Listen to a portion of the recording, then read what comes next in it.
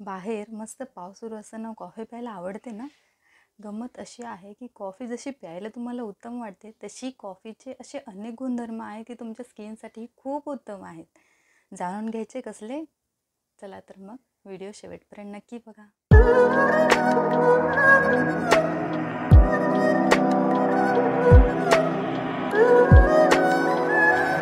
स्वागत आहे तुमचं माझ्या चॅनलवर.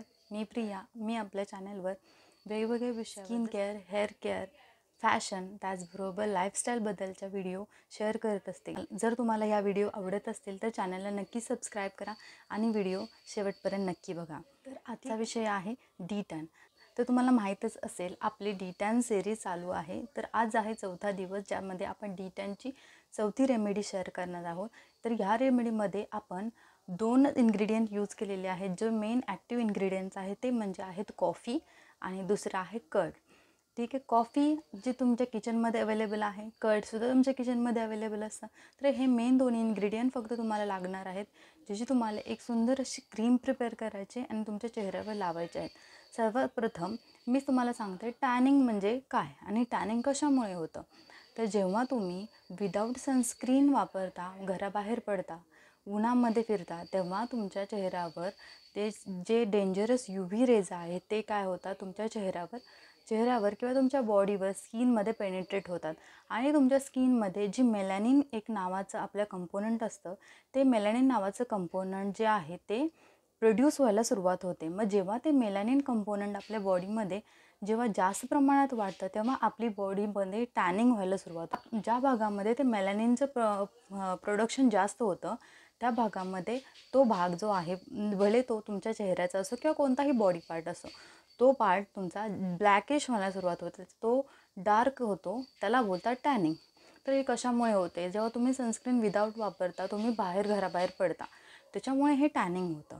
तर याचा उपाय काय? तर तुम्ही काय केलं पाहिजे? सनस्क्रीन वापरायची. सनस्क्रीन मार्केटमध्ये भरपूर अवेलेबल आहेत.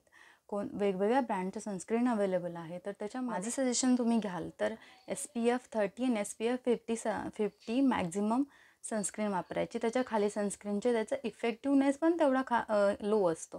त्याच्यामुळे जेवढे तुम्ही मॅक्झिमम SPF असलेले सनस्क्रीन वापरा, तेवढं तुम्हाला जास्त इफेक्ट मिळेल. हे झालं सनस्क्रीन म्हणजे त्याचा उपाय टॅनिंगचा. तर हे टॅनिंग जे झालेलं आहे, ठीक आहे, तुम्ही उन्हामध्ये गेला, त्याच्यामुळे तुमच्या बॉडीवर किंवा फेसवर तुमच्या टॅनिंग झालेलं आहे. तर हे दूर करायचं कसं? या D10 सिरीजमध्ये आपण वेगवेगळ्या रेमेडीज बघतो आहे.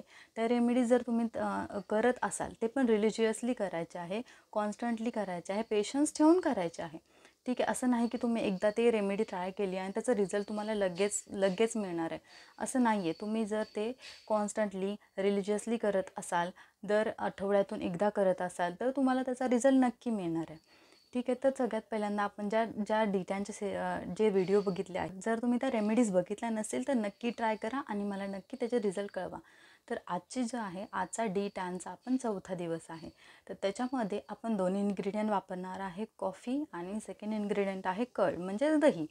ठीक आहे. तर कॉफी जी आहे, कॉफी कशासाठी वापरतात आणि दही कशासाठी वापरायचं? तर कॉफी जी आहे, कॉफी हा उत्तम ब्राईटनिंग एजंट आहे.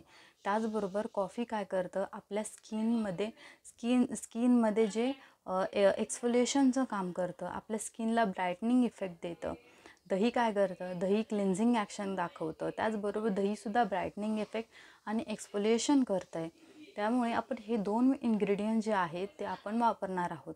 त्याचबरोबर कॉफी आणि दही हे दोन्ही इन्ग्रेडियंट काय करतं, आपले जे ओपन पोर्स आहेत किंवा स्किनला टाईटनिंग करण्याचं काम हे 2 इन्ग्रेडियंट्स करतात. त्यामुळे आपण हे 2 इन्ग्रेडियंट्स वापरलेलं आहे.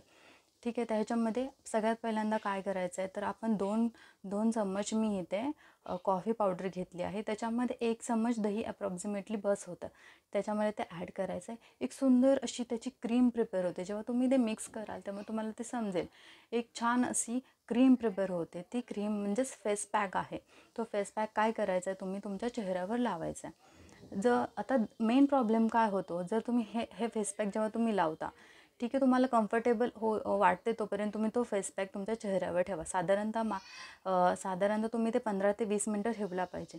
जर तुम्हाला नसेल जमत, काय होतं, जेव्हा तुम्ही कॉफी अप्लाय करता तेव्हा कॉफी जी आहे ती लवकर ड्राय आऊट नाही होत. त्यामुळे तुम्हाला ते चेहऱ्यावर थोडं गरम किंवा ते चिपचिपी वाटायला लागतं.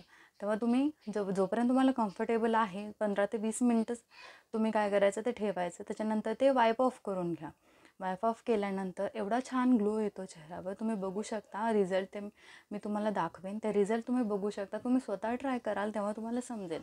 कॉफी हा एवढा छान ब्राईटनिंग इफेक्ट देतो तुमच्या कॉफीमुळे तुमच्या चेहऱ्यावर ग्लो येतो आहे, त्याचबरोबर टॅनिंग रिमूव्ह होते. तुम्ही हे रेमेडी एकदा नक्की ट्राय करा. ठीक आहे, ही होती आजची रेमेडी आणि D10 सिरीज आपण इथे एंड करत आहोत. त्याच्यानंतरच्या वेगवेगळ्या जे रेमेडी आहेत ते आपल्या चॅनलवर आपण नक्की शेअर करू.